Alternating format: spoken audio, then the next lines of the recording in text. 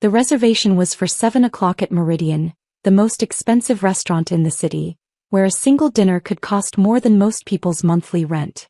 I arrived at 6:45 wearing khakis and a button-down shirt from Old Navy, and found my family already gathered in the private dining room, all 11 of them, dressed in designer labels and dripping with jewelry that cost more than cars.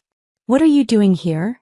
my sister Jennifer asked, her diamond bracelet catching the light as she gestured dismissively at me. "This is a business dinner." "I got the invitation," I said, pulling out my phone to show the email from my mother's assistant. "Family Business Strategy Dinner, 7 p.m. attendance requested." My mother, Patricia Morrison, CEO of Morrison Holdings, set down her wine glass with a sharp click. She wore a navy Chanel suit that probably cost $15,000, and her expression carried the same cold disapproval I'd seen my entire life. "This dinner is for actual business people," she declared, her voice cutting through the low murmur of conversation. "Not dreamers." My father, Richard Morrison, nodded from his seat at the head of the table. He'd retired as CFO 3 years ago but still maintained his board position and his air of absolute authority. "Sarah, you need to know your place. This dinner is for family members involved in the business. You make pottery in your garage." "I make ceramics," I corrected quietly. "There's a difference." "Not one that matters," Jennifer said. She was VP of Marketing, having married into her position through connections rather than competence. "We're discussing the acquisition of Techline Industries. A $200 million deal. What could you possibly contribute to that conversation?" My brother Michael, the COO, didn't even look up from his phone. "Mom's right. You don't belong here. This is embarrassing." I counted 8 family members at the table. My parents, 3 siblings, 2 spouses, and my uncle Robert, who served as general counsel. They all held positions in Morrison Holdings, the family empire my grandfather had built from a small manufacturing company into a diversified conglomerate worth $1.2 billion. And they all looked at me with varying degrees of disdain or pity.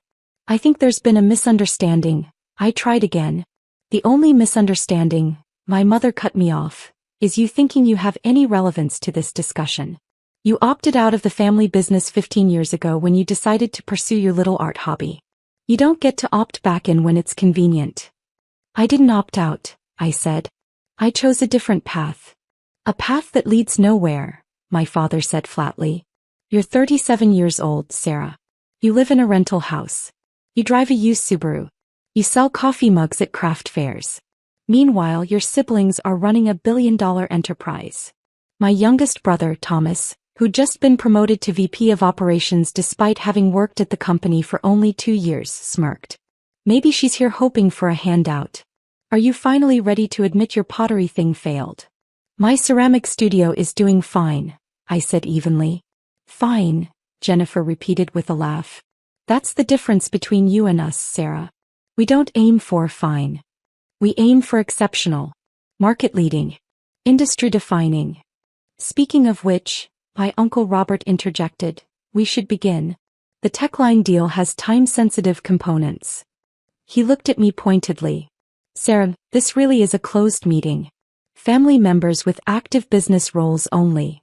"I have an active business role," I said. My mother actually laughed.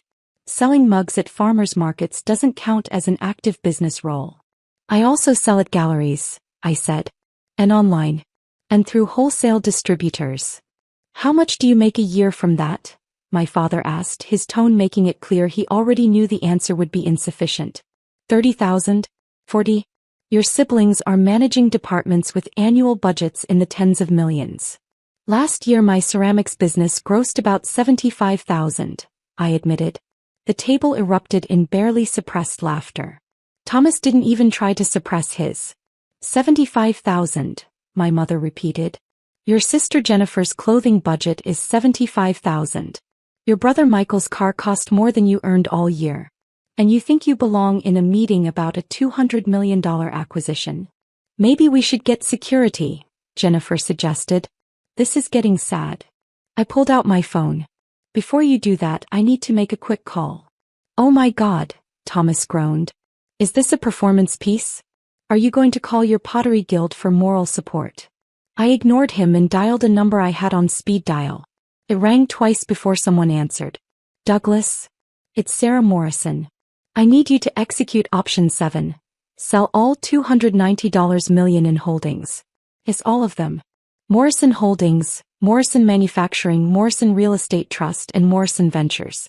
Every single share. Liquidate the entire position. The room went silent. Douglas Pemberton, Senior Managing Partner at Whitmore Investment Group, didn't hesitate. That's the complete Morrison portfolio. Are you certain? Completely certain, I said. Contact the other firms too. I want every share I own in any Morrison entity sold by market close tomorrow. No exceptions. That will require board notification, Douglas said. You own controlling interests in 3 subsidiaries and significant positions in the parent company. Then notify them, I said. Actually, they're sitting right in front of me. Their phones should be ringing in about 30 seconds. I ended the call. My father's phone buzzed first. Then my mother's. Then my uncle's. Then Jennifer's, Michael's, and Thomas's in rapid succession. They all looked at their screens simultaneously, and I watched the color drain from every face at the table. What did you do? My mother whispered, staring at her phone. I'm exercising my rights as a shareholder, I said calmly. Something I should have done years ago, but I kept hoping you'd eventually see me as something other than an embarrassment. My father was reading his notification, his hands shaking slightly. This can't be right. It says Sarah Morrison controls 47% of Morrison Holdings through various investment vehicles. 47.3% to be precise, I corrected. I'm the largest single shareholder. Grandpa made sure of that before he died. That's impossible, Jennifer said. The company went public. The shares were distributed among family members. Most of them were, I agreed. But Grandpa kept a controlling block in a private trust.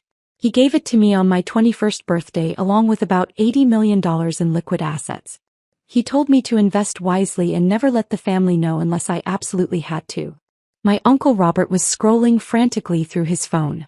This is showing Morrison Manufacturing, 62% owned by Clearwater Holdings LLC. Morrison Real Estate Trust, 55% owned by Pacific Ventures LP. Morrison Ventures, 71% owned by Cascade Investment Group. All entities I control, I confirmed. Grandpa taught me to structure investments through multiple vehicles for tax efficiency and privacy. Apparently, it also worked for keeping my actual net worth hidden from judgmental family members. My mother's face had gone from pale to red. Your grandfather gave you $80 million? When? 16 years ago, I said. He told me he was disappointed in how the rest of the family had turned out. Too focused on appearances, not enough on substance. He said you'd all forgotten that Grandpa started Morrison Holdings by making quality products, not by wearing expensive suits and looking down on people. So you've been sitting on this fortune for 16 years? Michael demanded. While we all thought you were broke? I'm not broke, I said. I never was. My ceramic studio isn't a failure. It's a hobby I genuinely enjoy. I don't need it to support me because I have a diversified investment portfolio currently valued at approximately $290 million, most of which is invested in Morrison entities. Was invested, my father said hoarsely, still staring at his phone. You just ordered it all sold. That's correct, I said. I called Douglas Pemberton at Whitmore Investment Group. I also have holdings managed by Goldman Sachs and Morgan Stanley. I'm calling them next to liquidate those positions too. Thomas looked genuinely panicked. You can't do that. If you dump that many shares at once, it'll tank the stock price. I'm aware, I said. The market will interpret a major shareholder completely exiting their position as a lack of confidence in the company's future. Stock price will probably drop 15 to 20% in the first day alone. That's market manipulation, Jennifer exclaimed. No, my Uncle Robert said quietly, his legal mind working through the implications. It's not. She's entitled to sell her shares whenever she wants. She's notifying the board as required by SEC regulations. Everything she's doing is completely legal. My mother stood up, her chair scraping against the floor. Sarah, you can't do this. Do you know what this will do to the company? To the family? I imagine it will significantly reduce your net worth, I said. And probably make the Techline acquisition much more difficult, since your stock price will be in free fall and your access to capital will be constrained. Why? My father asked. Why are you doing this? Because this dinner is for actual business people, I said, echoing my mother's words. And you just made it very clear that I don't qualify. So I'm removing my business from your business. Simple as that. My phone rang.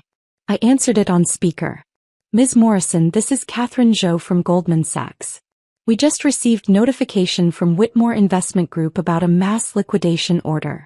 Can you confirm you want us to proceed with selling your Morrison Holdings positions as well? Confirmed, I said. Sell everything. Every Morrison-related asset in every portfolio you manage for me. That's approximately $93 million across multiple funds, Catherine said. Combined with the Whitmore positions, you're liquidating roughly $380 million in total assets. My brother Michael made a choking sound. Wait, my mother said desperately. Just wait. Let's talk about this. How you want to talk, I observed. 30 seconds ago you wanted security to remove me. Ms. Morrison? Catherine was still on the line. Should I proceed? I looked at my family. My father had his head in his hands. Jennifer was frantically typing on her phone, probably to her broker. Thomas looked like he might be sick. Michael had gone completely pale. My uncle Robert was the only one maintaining composure, though his jaw was tight. Sarah, my mother said, and for the first time in my memory her voice held actual emotion instead of cold criticism. Please. Let's discuss this rationally. I've been trying to discuss things rationally for 15 years, I said. Every time I've reached out you've dismissed me. Every family gathering you've made jokes about my little pottery hobby. Every business update, you've made it clear I wasn't important enough to be included. We didn't know, Jennifer said weakly. You didn't ask, I corrected. You assumed. You saw my used car and rental house and decided you knew everything about my life. It never occurred to you that I might choose to live modestly. That I might invest my money instead of spending it on status symbols. Ms. Morrison? Catherine prompted again. My father looked up. What do you want? Name it. What will it take for you to cancel this order? I want you to understand something, I said quietly. I don't need you. I never needed you. Grandpa made sure of that. He gave me enough resources to live any life I wanted, and I chose this one. I chose to make ceramics because I love it. I chose to live in a small house because it's enough space for me. I chose to drive a practical car because I don't need to impress anyone. We understand, my mother said quickly. We were wrong. We were incredibly wrong. Catherine, I said into the phone, hold the order for now. But keep everything queued and ready to execute. Understood, Catherine said. We'll maintain the positions but keep the sell orders prepared. Just say the word. I ended the call and looked at my family. Here's what's going to happen. All of you are going to sit down and actually listen to me speak. For the first time in 15 years, you're going to treat me like I have something valuable to contribute. And then we're going to discuss whether I want to remain invested in Morrison Holdings or whether I'd rather take my $290 million and invest it in companies run by people who value substance over appearance. They sat. Every single one of them, including my mother, sank back into their chairs like chastened children. The Techline acquisition is a mistake, I said. I've reviewed the financials. You're paying too much for a company with declining market share and aging technology. You're doing it because it looks good. Techline has name recognition and a prestigious client list. But their fundamentals are weak. How do you know their fundamentals? Michael asked. Because I've been receiving board packets for every Morrison entity for the past 16 years. I said. Grandpa's trust stipulated that I receive all shareholder communications. I read every quarterly report, every strategic plan, every acquisition proposal. I just didn't vote or attend meetings because I wanted to see if you could succeed without my interference. And, my father asked carefully. You've done well in some areas, I admitted. The real estate division has been particularly successful. But you've also made several questionable decisions driven by ego rather than strategy. This Techline acquisition is the worst one yet. My uncle Robert leaned forward. What would you suggest instead? There's a smaller firm called Innovate Tech, I said. Half the price of Techline, but with better technology and a younger, more innovative team. They don't have the name recognition, but they have the substance. Morrison Holdings built its reputation on quality and innovation. Acquiring Innovatech fits that legacy. Techline is just expensive window dressing. I've heard of Innovatech, Thomas said slowly. They developed that new cloud infrastructure platform, which is currently being adopted by 3 Fortune 100 companies, I confirmed. In 5 years they'll be worth more than Techline. Right now, you could acquire them for $90 million instead of spending $200 million on a declining asset. My mother and father exchanged glances. For the first time I saw them actually considering my words instead of dismissing them. You've really been following the company this whole time? Jennifer asked. Every quarter, I said. Every board meeting, every strategic initiative. I know Morrison Holdings as well as any of you. I just didn't feel the need to prove it until you made it clear my opinion was worthless. My father cleared his throat. If we were to consider your advice on the acquisition, would you maintain your investment position? That depends, I said. On whether this is a temporary change because you're scared of losing money, or a permanent change in how you see me and my role in this family. A permanent change, my mother said. She looked uncomfortable saying it, like the words physically pained her, but she said it anyway. You're right. We've been terrible to you. For years. We made assumptions and we were cruel about them. You were, I agreed. You judged me for living simply while you spent money on things designed to impress people you don't even like. You mocked me for doing work I love instead of work that pays 6 figures. You decided my worth based on my car and my house instead of my character or my capabilities. We're sorry, Jennifer said, and she actually sounded like she meant it. Genuinely sorry. I studied them all. My mother looked smaller somehow, her expensive suit unable to provide the armor of superiority she usually wore. My father seemed older, the weight of his misjudgment visible in every line of his face. My siblings had lost their smirks and their casual cruelty, replaced by something that looked almost like respect. I'll maintain my investment positions, I said finally. On 3 conditions. Name them, my Uncle Robert said immediately. First, I want a board seat. Grandpa's trust entitles me to one, but I never claimed it.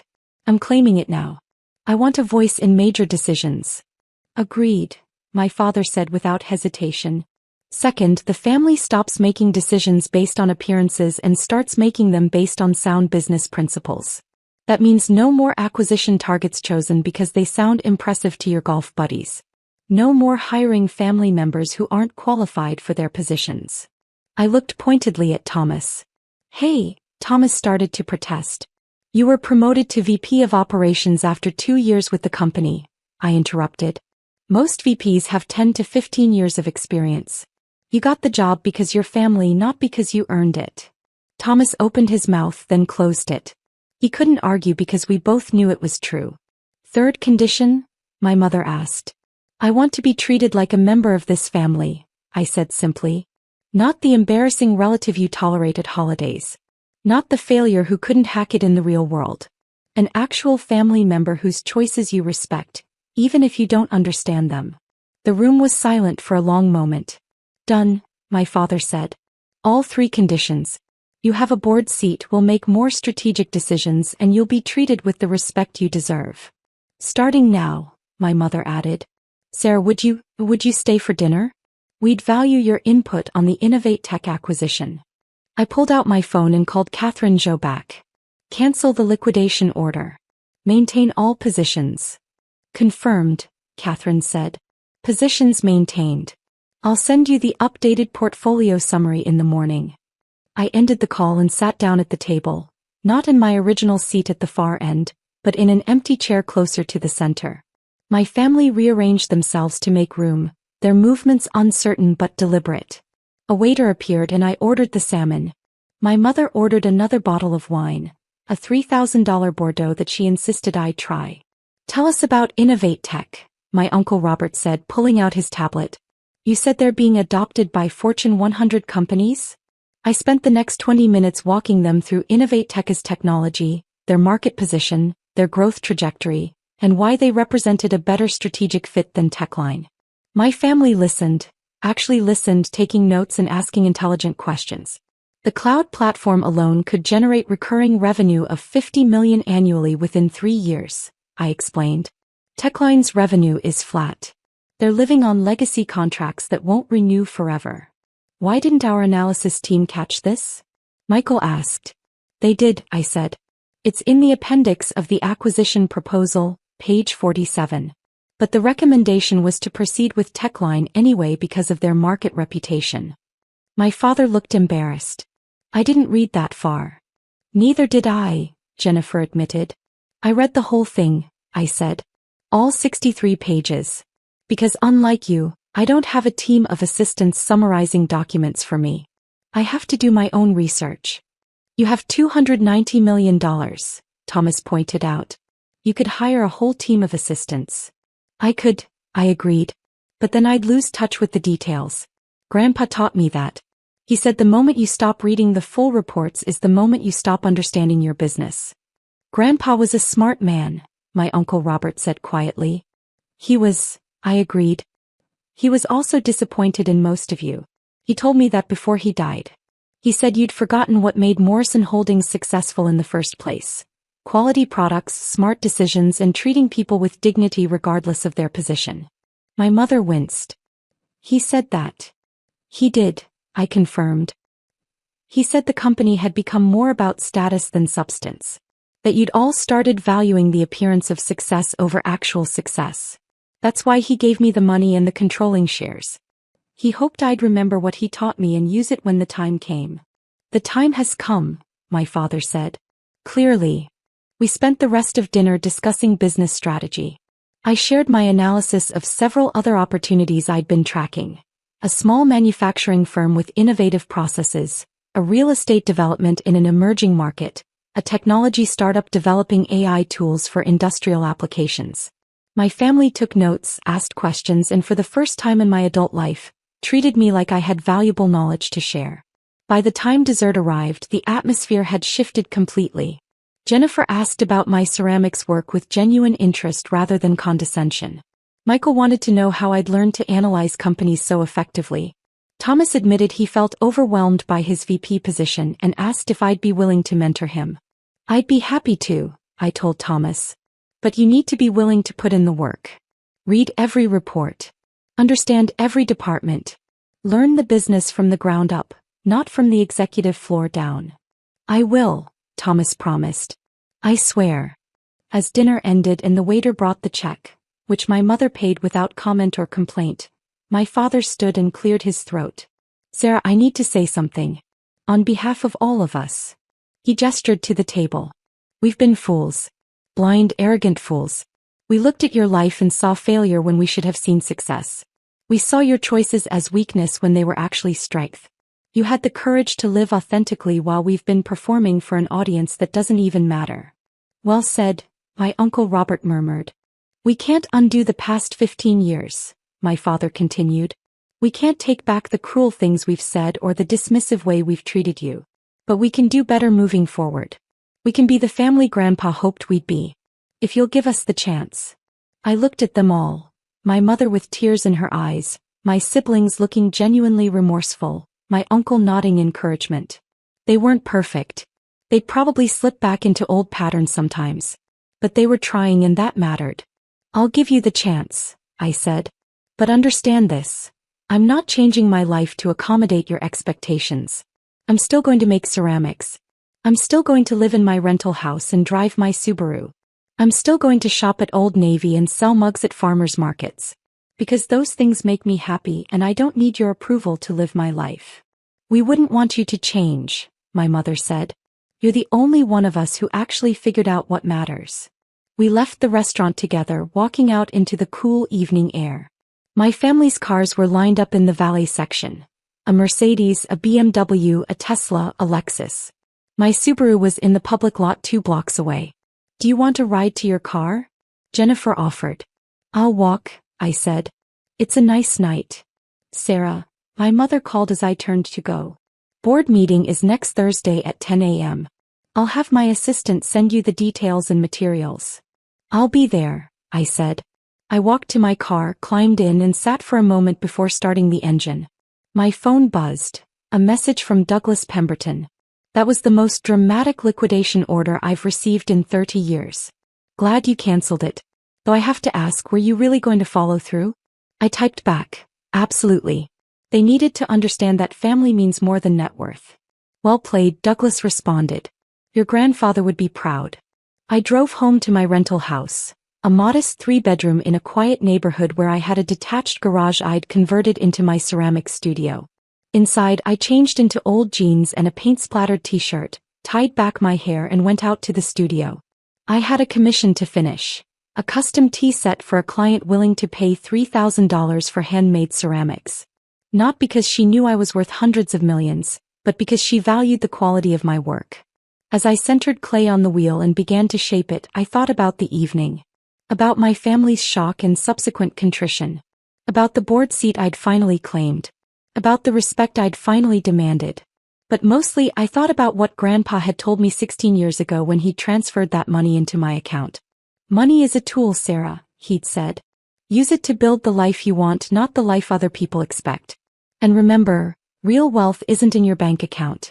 It's in knowing yourself well enough to choose happiness over approval. I'd chosen happiness. I'd chosen ceramics and craft fairs and a simple life that brought me genuine joy. And when my family had pushed too hard, I'd used Grandpa's tool exactly as he'd intended, to show them that their approval was worthless compared to my peace of mind. My phone buzzed again. A group text from Jennifer to all the siblings. Family dinner next month at my place. Sarah, please come. And bring some of your ceramics. I'd like to buy a set for my dining room. I smiled and typed back, I'll be there. And I'll bring a catalog. Thomas replied, can you bring that business analysis you mentioned? The one about emerging markets? Michael added, and maybe we could schedule some time to talk about the manufacturing division? I think we're missing some opportunities. I set down my phone and returned to my wheel, shaping clay with practiced hands. Tomorrow I'd be a board member at a billion-dollar company. Tonight I was a ceramicist making a teapot. And both of those things were exactly who I wanted to be. Outside my studio window, the sun had set completely, leaving the sky scattered with stars. Inside, my hands worked the clay into something beautiful and functional. Something that would bring someone joy long after tonight's drama had faded into memory. That, I thought as I shaped the final curve of the teapot spout, was what success really looked like. Not designer suits or expensive cars or corner offices. But the freedom to create beauty, the courage to choose authenticity, and the strength to demand respect from people who should have given it freely all along. Grandpa had given me the tools. Tonight I'd finally used them. And tomorrow I'd show my family what happened when you combine $290 million in investment capital with someone who actually understood that money was meant to serve life, not the other way around. I finished the teapot at midnight, carefully lifting it from the wheel and setting it aside to dry. In 2 days it would be ready for its first firing. In a week I'd glaze it. And in 2 weeks, my client would receive a handmade tea set worth every penny of her $3,000 commission. My phone buzzed one last time. A message from my mother. Thank you for giving us another chance. Your grandfather chose well when he trusted you with his legacy. I'm sorry it took us so long to see it. I didn't respond immediately. Instead, I cleaned my workspace, washed my hands, and made myself a cup of tea in one of my own handmade mugs. A simple piece with a blue glaze that had turned out exactly as I'd hoped. Only then did I type back. Grandpa taught me that family is worth fighting for. Even when they don't make it easy. My mother's response came quickly. We'll try to make it easier from now on. I hoped that was true. But even if it wasn't, I knew something my family had forgotten and was just beginning to relearn. Real success wasn't measured in dollars or titles or designer labels. It was measured in the ability to live authentically, to choose substance over appearance, and to know that your worth came from within, not from the approval of others. And I was successful by every measure that mattered. I finished my tea, turned off the studio lights, and walked back to my house. Tomorrow would bring board meetings and investment decisions and family dynamics that would take years to fully repair. But tonight I was just Sarah. Ceramicist, investor, granddaughter, and finally recognized member of a family that had taken far too long to understand what Grandpa had known all along. That I was exactly who I needed to be.